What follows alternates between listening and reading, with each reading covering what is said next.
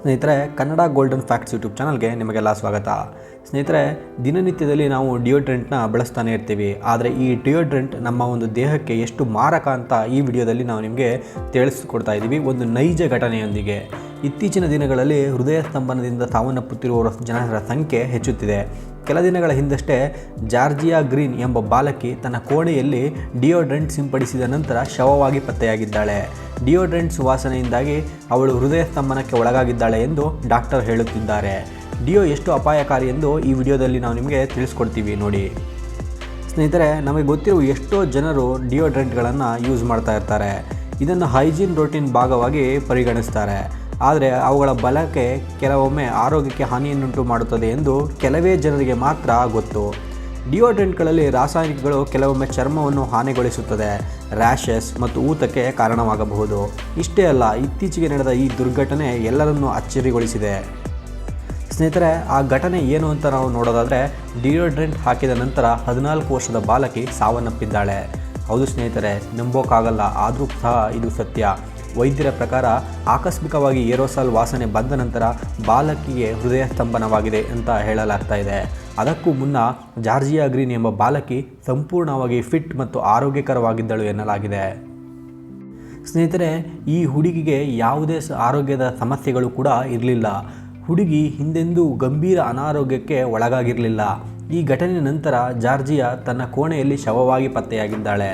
ಆದರೆ ಪೋಷಕರು ಹೇಳುವ ಪ್ರಕಾರ ಆಕೆ ಸಾಮಾನ್ಯವಾಗಿ ಡಿಯೋಡ್ರೆಂಟ್ನ ಸಿಂಪಡಿಸ್ತಾ ಇದ್ಲು. ಡಿಯೋ ವಾಸನೆಯಿಂದ ಆಕೆಗೆ ಯಾವುದೇ ಸಮಸ್ಯೆಗಳು ಇರಲಿಲ್ಲ. ಆದರೆ ಈ ಬಾರಿ ಅಚಾನಕ್ಕಾಗಿ ಅವಳಿಗೆ ಹೃದಯ ಸ್ತಂಭನವಾಗಿದೆ. ಸ್ನೇಹಿತರೆ, ಡಿಯೋಡ್ರೆಂಟ್ ಏರೋಸಾಲ್ ಎಂಬ ವಿಷಕಾರಿ ರಾಸಾಯನಿಕಗಳು ಮತ್ತು ಅನಿಲಗಳನ್ನು ಹೊಂದಿರುತ್ತದೆ. ಈ ಪರಿಮಳವನ್ನು ಹೆಚ್ಚು ತೆಗೆದುಕೊಂಡರೆ ಇದರಿಂದ ಹೃದಯ ಸ್ತಂಭನದ ಸಾಧ್ಯತೆ ಹೆಚ್ಚಿದೆ. ಇದರ ಬಗ್ಗೆ ಜಾಗೃತಿ ಮೂಡಿಸುವುದು ಮತ್ತು ಸುರಕ್ಷಿತ ಬಳಕೆಯನ್ನು ಪ್ರಚಾರ ಮಾಡುವುದು ಅಂತಹ ಘಟನೆಗಳನ್ನು ಗಮನಾರ್ಹವಾಗಿ ಮಿತಿಗೊಳಿಸಲು ಸಹಾಯ ಮಾಡುತ್ತದೆ ಎಂದು ತಜ್ಞರು ಹೇಳುತ್ತಿದ್ದಾರೆ.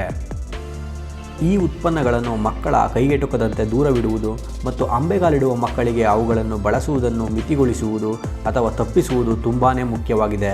ಬದಲಿಗೆ ಪೋಷಕರು ಟಾಲ್ಕಮ್ ಪೌಡರನ್ನು ಬಳಸಬಹುದು. ಇದು ಅಂಥದ್ದೇನೂ ಹಾನಿಯನ್ನು ಉಂಟು ಮಾಡುವುದಿಲ್ಲ.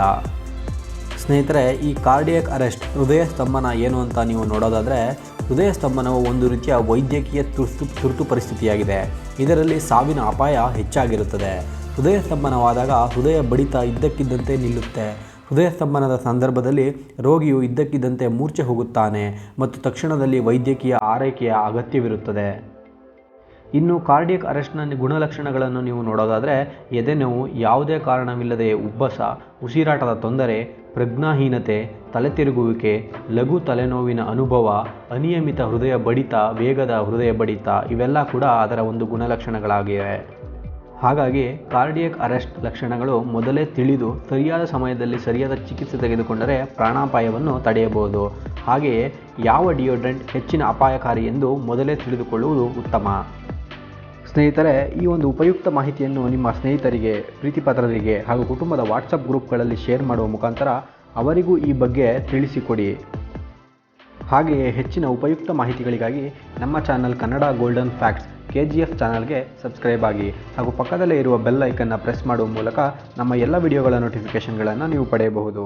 ಹಾಗೆಯೇ ನಿಮಗೆ ಈ ವಿಡಿಯೋ ಇಷ್ಟ ಆಗಿದ್ದರೆ ಲೈಕ್ ಮಾಡಿ, ಶೇರ್ ಮಾಡಿ, ಹಾಗೆ ವಿಡಿಯೋ ಹೇಗಿದೆ ಅಂತ ಕಮೆಂಟ್ ಮಾಡಿ ನಮಗೆ ತಿಳಿಸಿ. ಥ್ಯಾಂಕ್ ಯು ಫ್ರೆಂಡ್ಸ್, ಧನ್ಯವಾದಗಳು. ಜೈ ಹಿಂದ್, ಜೈ ಕರ್ನಾಟಕ ಮಾತೆ.